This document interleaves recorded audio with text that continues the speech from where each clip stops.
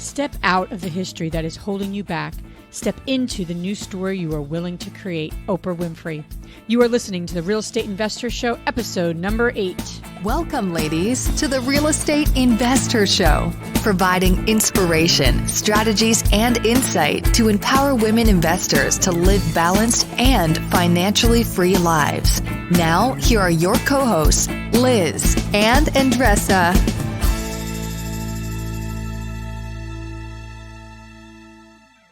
Hey, everybody. This is Liz and my co-host, Andresa. Hey, everyone. We are excited to be back with you on another episode of the Real Estate Investor Show. And we're really excited actually to try a different format with everyone here. We are going to be talking about a really interesting topic called hiring a general contractor and how to do it and things that we've learned along the way. And we're going to just basically go back and forth and share all of our ideas with you and our struggles and things that have worked for us and things that haven't worked for us. Fun subject, super fun. You know, before this call, Andresa, you and I were talking about, what are the biggest challenges when it comes to real estate investing? And you and I, we're just chatting and you mentioned, is it time? Is it money? And you and I both agree what? It's not those things, right?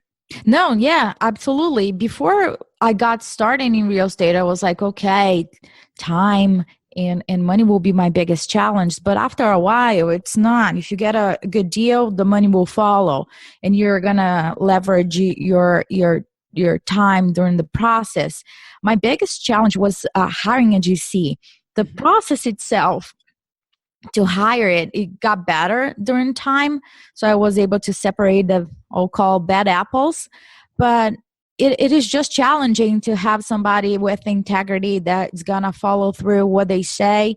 And it's just a process that it doesn't come with a formula, right. So you keep trying different things to kind of vent them out. Yeah. And we've been in the business for a long time as well. And we're still learning. We're still learning this piece. People come into your life as GCs. They leave. We've had to fire them. We've had to sue them. I mean, we've kind of been back and forth on a lot of these different aspects. So we thought this might be a great episode to share with all of you, almost like a 5-step process. And we're going to kind of go through each of them and give you some tips and tricks and all that good stuff. So, and before we go there too, I thought it'd be helpful. When people say, well, why do you need to hire a general contractor? Maybe I'll just buy a building that's, ready to go. I'm not going to need a general contractor, right?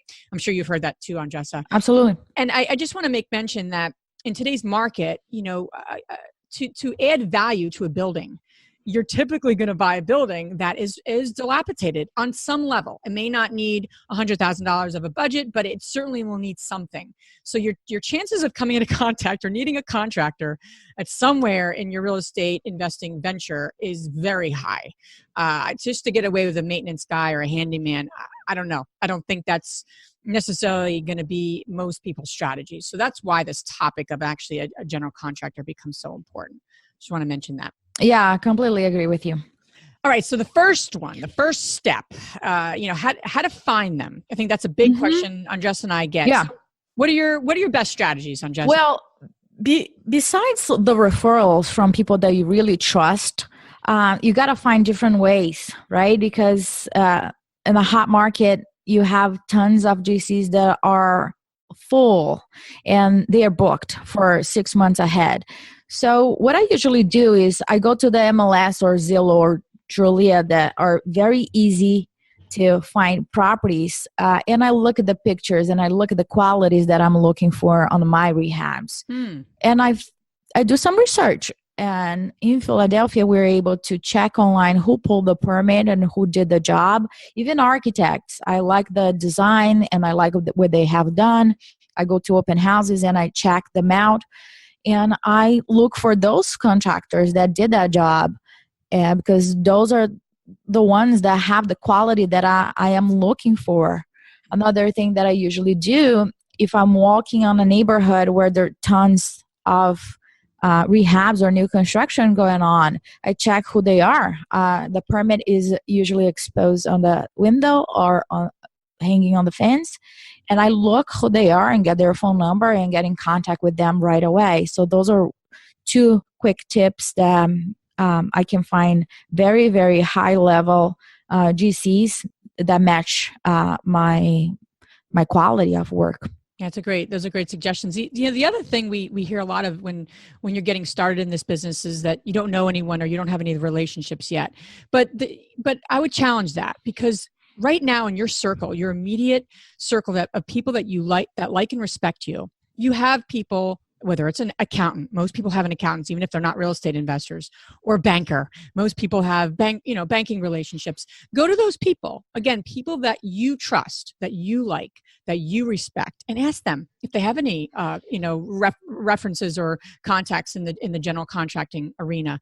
A real estate agent is typically a great resource as well, especially if someone you, again, like and trust. I wouldn't just call any real estate agent, but I'd ask the ones that you really, value.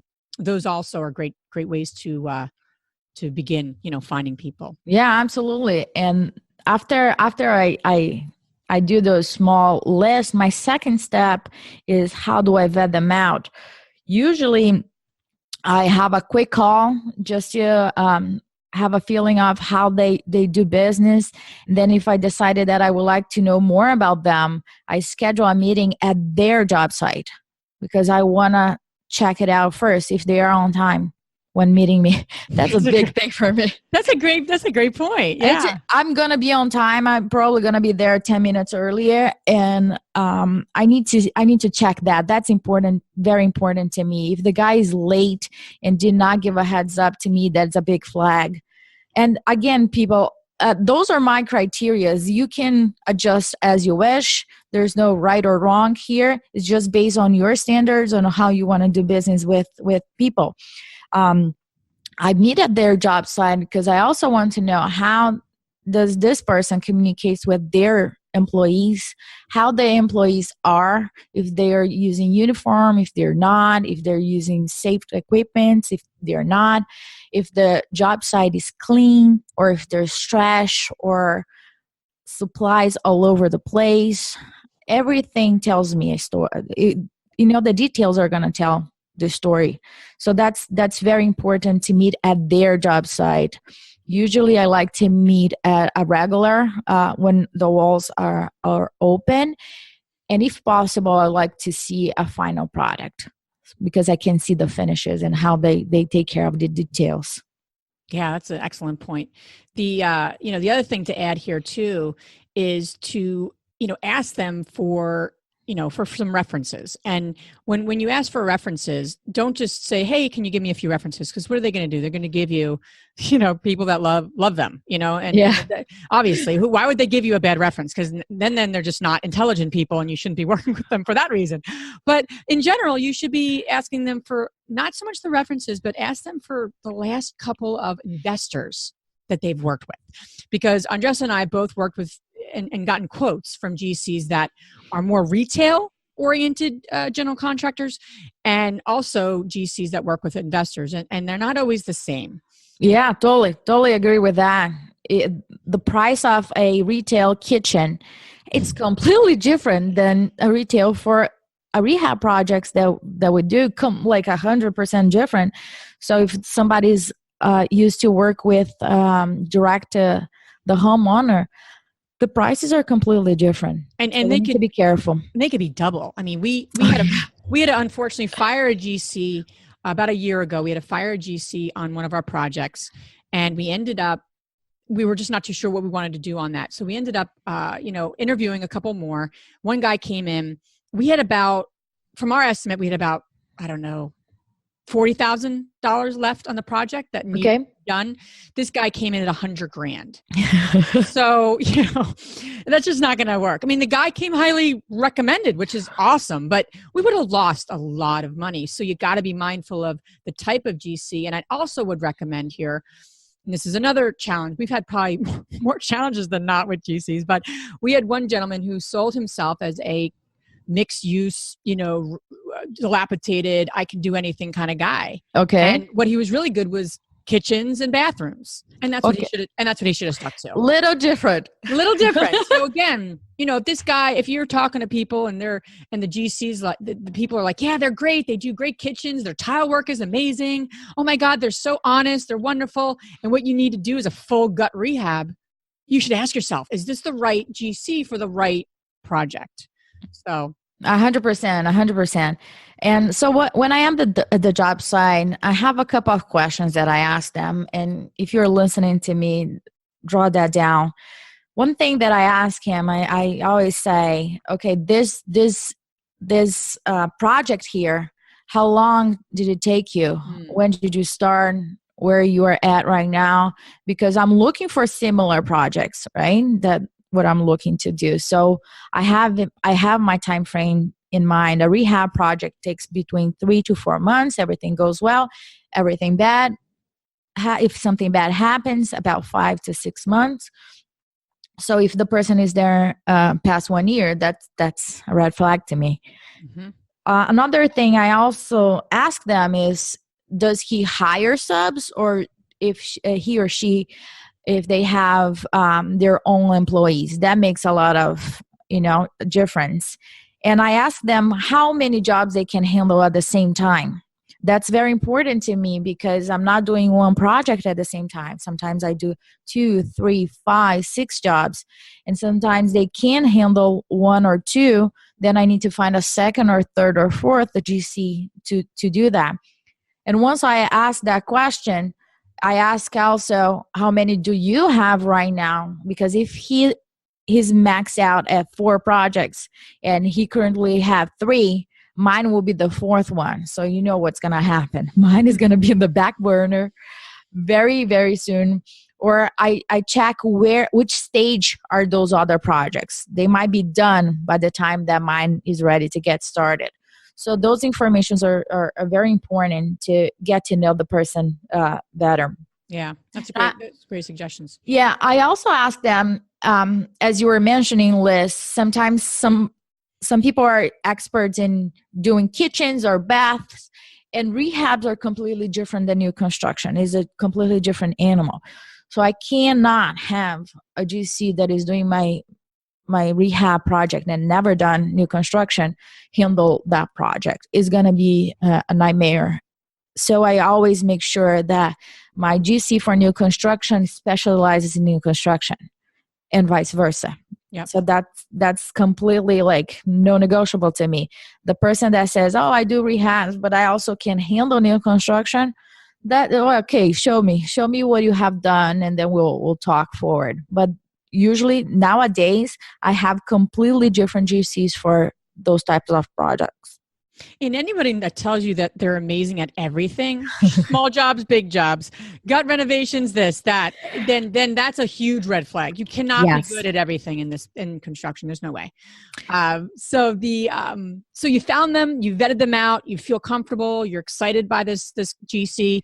What's next, Andresa? Yeah. So I usually go through about five visits, and I select my top 3.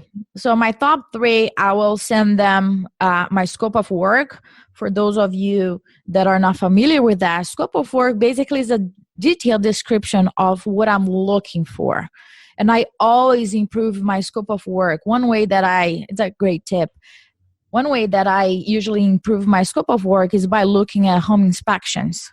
So I have the home inspections that are telling me what they're looking for. So I always improve my scope of work as I go. So it's an ongoing thing.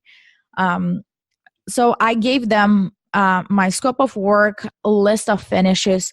What do I mean by finishes? Okay, I'm talking about this type of faucet. This is the model. This is the price. And this is the link for it. So there's no question about what level, what grade I'm talking about, as much detail as possible. So I'm trying to make sure that we are all on the same page. We're talking about the same products, the same quality. And sometimes they need to, the product is out of stock, and then we can talk about different options. But those are the good to go items that I've pre-selected. It's a lot of work before, but it helps a lot in the future. I was just say that's a really good point, because what you're trying to get a sense of is both what are they going to charge you for both material and for labor, right? Those are the only two things that a GC can charge you for, right? Those two things, unless you've figured out permits and all those other additional things. But in essence, it's those two big pieces. So that's a great point. By you giving them the, this is the actual type of finishes I want. You're directing that question mark of finishes of material.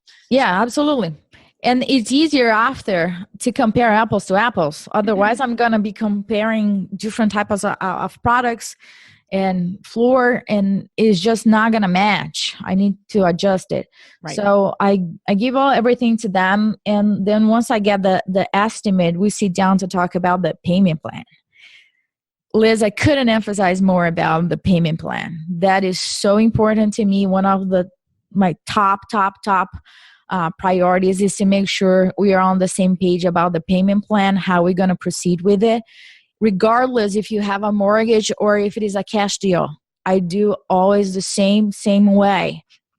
And for those of you that never done this before, and I can share my payment plan schedule with you, just send me an email, Andresa at therealestateinvestor.com, and I will email you a copy of the one that I use for all my projects.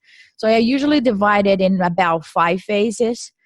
And the payments is based on the phase. Of course, there is a deposit, and the deposit is not 50% of the rehab cost. Usually some GCs, they requesting 50%. And I was like, you're out of your mind.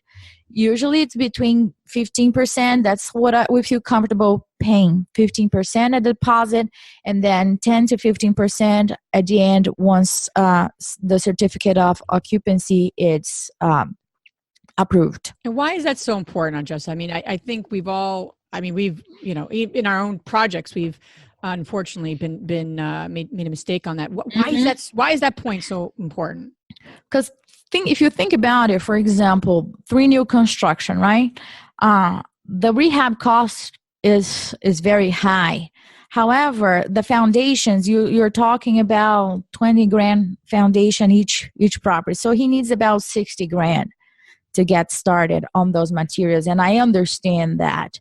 So I basically look at what will be his cost to get started. I'm not financing his company, and I don't want him to finance my project. So it is not a game, but it gotta be a win-win for both parties. If I give you 50% of the rehab costs, what are you doing with all of this? My goal is to make sure that if I have to get another GC to complete the job, that I still have funds available to do so. Right. So the way that we divide the phases is you get paid when that phase is 100% done. And I mean 100%. I don't mean 80%, 90% is 100% done. For example, we had a draw request recently, and there was request for outside the panels and the drive-in, but it rained, so we had to move that specific item to the next draw, which is very, very common. So the draws are flexible, the payments are not. They're gonna get paid by the job that was completed, and that's non-negotiable. It's just I don't pay up front. It just doesn't make any sense. That will not motivate anybody to do work. Yep. They know where I live and everything else. If the job is done, they're going to get paid. So I follow through with my word as well. So there's no delays on payments. That can happen. So we are on the same page moving forward, and make sure we are on budget and on schedule. If there is any change order or anything, we'll sit down and talk about it and move forward. But unless the phase is completed, don't call me. Just doesn't work like that. Yep. Great point. Yeah. Well, and then, okay, the estimate looks beautiful. Everything is good to go. The next step, the 4th step, is before you sign the contract. So besides the contract itself, I usually add as an addendum the scope of work, the finishes, and the payment plan. So it's all one thing. And I also request from them their W-9. I always request that before, otherwise I'll never have it.